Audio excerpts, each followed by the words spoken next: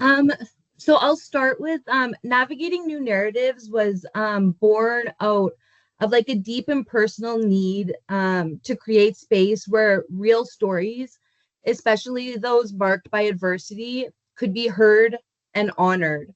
So before the podcast idea was even thought of, Cheyenne and I had already talked about other ventures that we were interested in pursuing together. So I remember when Cheyenne asked me to join her in starting this podcast, I was very excited to be a part of something so meaningful.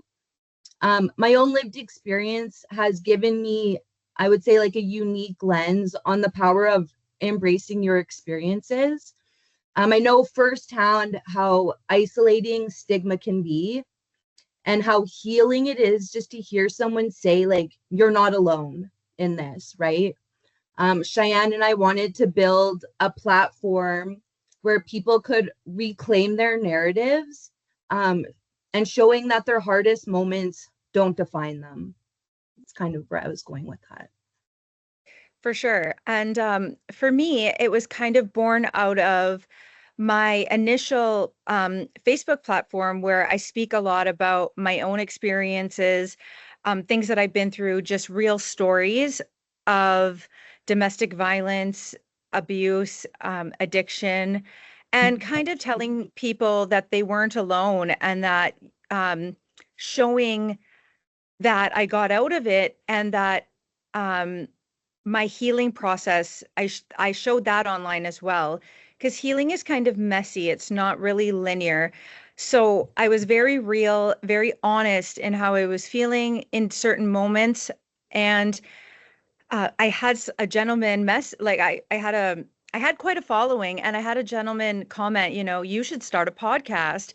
And me with my impulsive nature was just like, okay. And I had spoken to Raynell previously about other things because we have a very similar view on recovery and a very similar view on things that are lacking in the community of recovery. So when I was approached with that idea and I decided to start it, I asked her to come along with me, and she was so on board and excited for it. And that got me so excited for it. And in the short time that we've done this, oh, go ahead.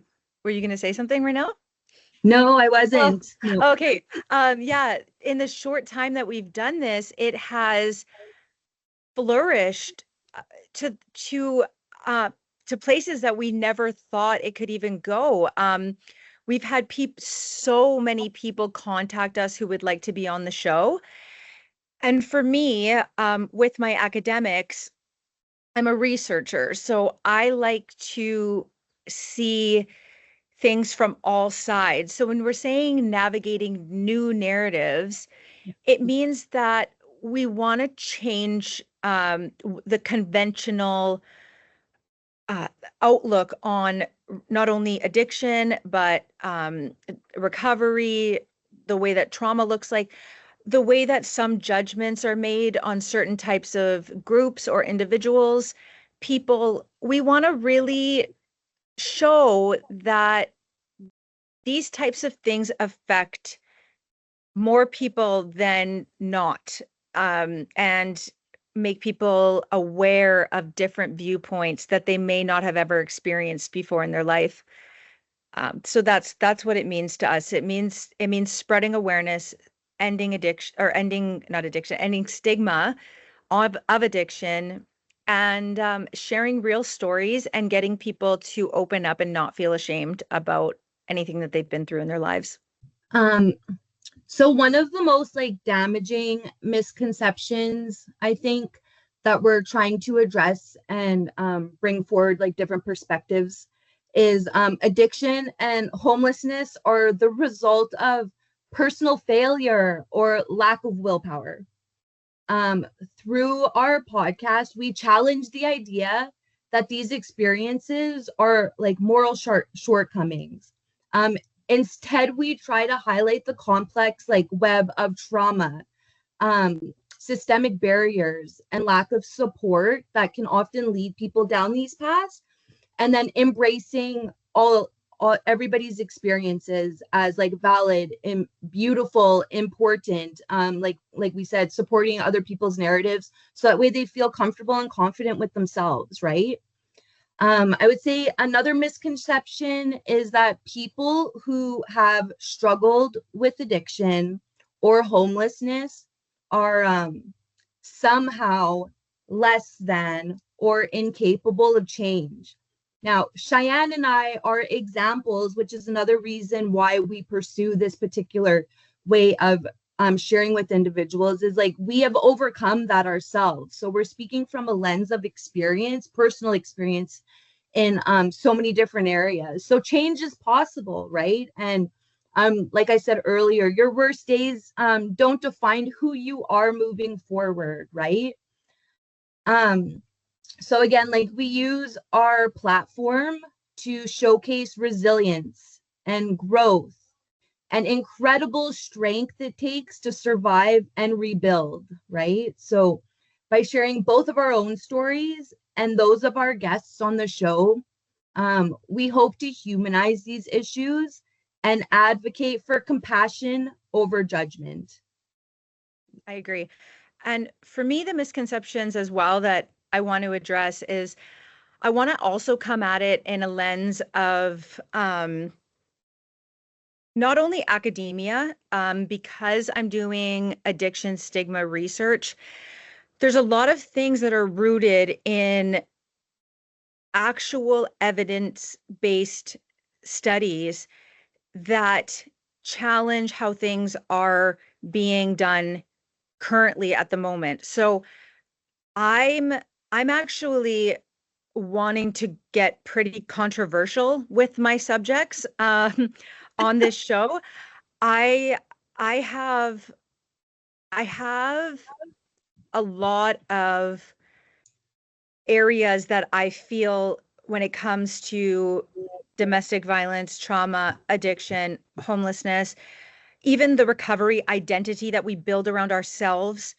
I think that there's a lot of misconceptions in all of those areas. And there's a lot of academic research to back that up. I know I'm coming mostly from a social psychology lens because I do believe the social part of it outweighs any other hereditary trait that you may have towards addiction.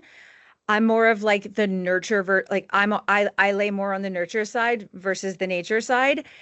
And I think that if we can explain to people that there are so many variables that come with being involved in a domestic violence situation, being involved with addiction from at any point in your life, anything that has happened to you, it's not a lack of moral character. It Mhm. a lot of the blame is placed on the individual itself.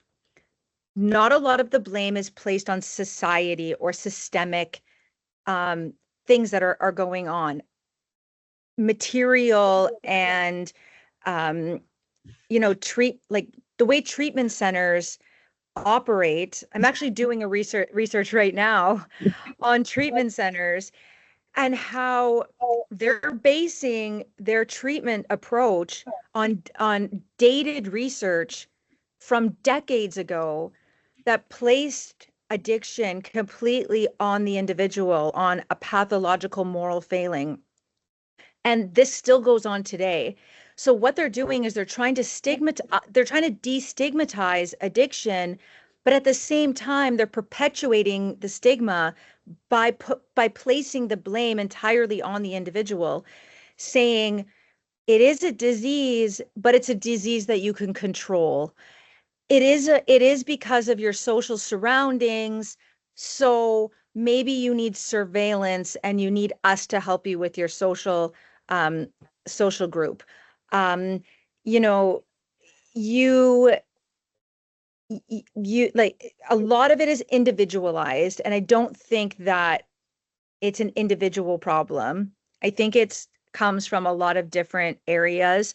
and I want to shed light on that. I have a lot of professors that I want to have on the show, a lot of people who do research on this just to give a broader light. The lived experience episodes are so powerful because people really get to see where they're coming from, like where it's not just a I don't want people to look at a random person on the street who is clearly suffering from addiction or homelessness and have them be a random number.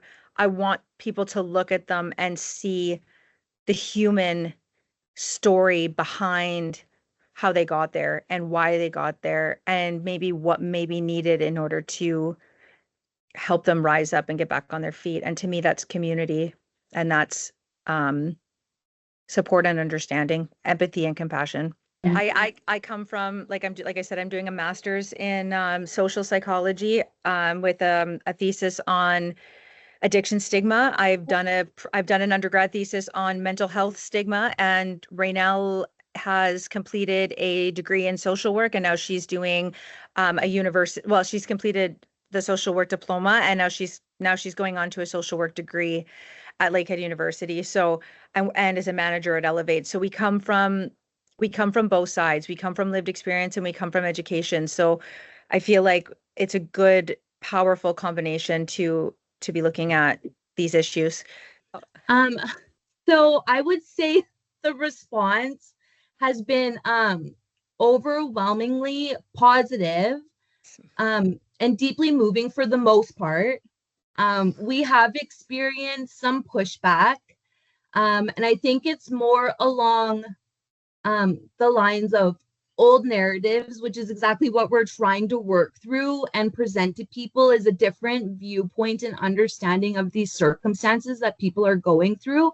But also we've been experiencing a little bit of pushback on a personal level, which is upsetting because I feel like we're doing a pretty powerful and important thing. So for all the individuals who I think have something negative to say, we take it in and we use it as an opportunity to grow and see, is there something here that we're missing in order to explain better. But also for all of those, we have like 10 times more positive, meaningful comments and support from our viewers. Listeners often reach out to say that hearing these stories has helped them feel seen, understood, less alone. So the feedback really reinforces how vital it is to have platforms where people can speak openly about their struggles, about their triumphs. It's celebrating the little things and the big things, but in a beautiful, compassionate and empathetic way, which is how Cheyenne and I always approach every individual within what we're doing, but on a daily basis in our life too. So with Cheyenne and I, like, what you see is what you get. This is like who we are. We run totally authentic, and we find that one of the big bases of what our platform offers, right? The engagement we've seen tells us that there's a real hunger for honest conversations that break down stigma, support better understanding. People are craving spaces where vulnerability is met with empathy and not shame. It's a reminder that sharing experiences and our personal journeys isn't just powerful, it's necessary for healing, for advocacy, and for social change. So I agree. To go off of what Raynell said, authentic is got to be like the bang on word of exactly what we are. When I post videos online or I do anything, there's no editing, there's no even rewatching my video. I make it and I post it, and I feel like if I edited it, it wouldn't be original. I just want to say exactly what I need to say in that moment, how I'm feeling. And I don't want to edit it. I don't want to edit myself. I feel like that's a reason why I gained such a big following so quickly. Everybody said, "You're so authentic. You're so authentic. You're so real." And that's true. But with that, with being so authentic and so real and so vulnerable, I have a lot of anger directed towards me. And I think that because I was somebody said to me, you know, like, you started this, like how did she put it? It was like, you led the charge. So now don't back down. Like, like, when they come for you, they come for us. So like, grow some thicker skin, because at first I did not have thicker skin. I would say the positive outweighs the negative by like 98% to 2. Like, we have Yeah. so much positive feedback, but that 2%, it screams real loud. And sometimes it does get to me, because a lot of the times it's been directed at my character and who I am as a person, not authentic, doing this for fame, money, a lot of things. And I used to engage back. I still kind of do sometimes, but it's only because it's those people that I'm trying to get through to. Like, that's the whole reason I wanted this podcast. There was these groups on Facebook before that used to just humiliate people on the streets and humiliate people that got charged with, crimes because they were addicts, and just degrade them. And so many people were on board with that. And it was a personal kind of it hit me personally. And I wanted to reach those people with what I had to say. So I am setting myself up for this negative feedback in a way by putting myself into these groups. And everybody's telling me, "What are you doing? You are going to get eaten alive." And um and I am, but that's okay. I would rather be the one the to take the negative, so that others don't have to, and for them to say, like, "Oh, look, this girl is getting all of this negative. I get the negative too, so I'm not the only one. There's nothing wrong with me." Because I look at her and I see her. A lot of people have told me they look at me and they see me as like crazy inspirational woman in their lives, and they watch all of my content when they're in a bad place, and they reach out to me on a constant basis through Messenger. So when they see that, then they see that it's not just them, right? And yeah, but other than that, the feedback has been amazing. Everybody wants to be on the show. We've had people from the UK um reach out to us that want to bring it to England. We have people who we have the executive director of the Boys and Girls, like Big Brothers Big Sisters here in Guelph, who wants to come on the show. We've had tons of people reach out to us that just love the platform, and we actually have more guests than we do time. So I would say that it's very, very positive, very good feedback. So Yeah, Cheyenne's platform has been around for a while, so she's already had like a following for quite some time. And I remember when she had first asked me, I was a little bit nervous, but I was super excited. But also, like, I wasn't actively on any of those types of things. So I think now that we are expanding in different areas, like, some people, we're gonna get pushback, and we're open. Like I said, we're open for that. I do try to um advise Cheyenne not to go on those particular pages, but I understand her reasoning for that, right? That's powerful. And if, like, I certainly wouldn't put myself in that situation, and I've always found her inspirational and brave to do something like that, because if she's not going to do it, no one else is doing it. So someone's got to do it, and I'm proud of her for being open to that and knowing what she's getting into. She's thank you. incredibly strong and beautiful, and I feel like I'm blessed to be able to call Cheyenne like my best friend, and for us to be working together, business partners, moving forward in life together in this. So, yeah. And whenever you're trying to change a narrative or challenge an existing idea, there's always going to be pushback from the people who have that type of narrative already in their head. So we expect it, but that just means you're making change. So Yeah. yeah, so it's yeah, I guess all of it is positive, really, if you think about it.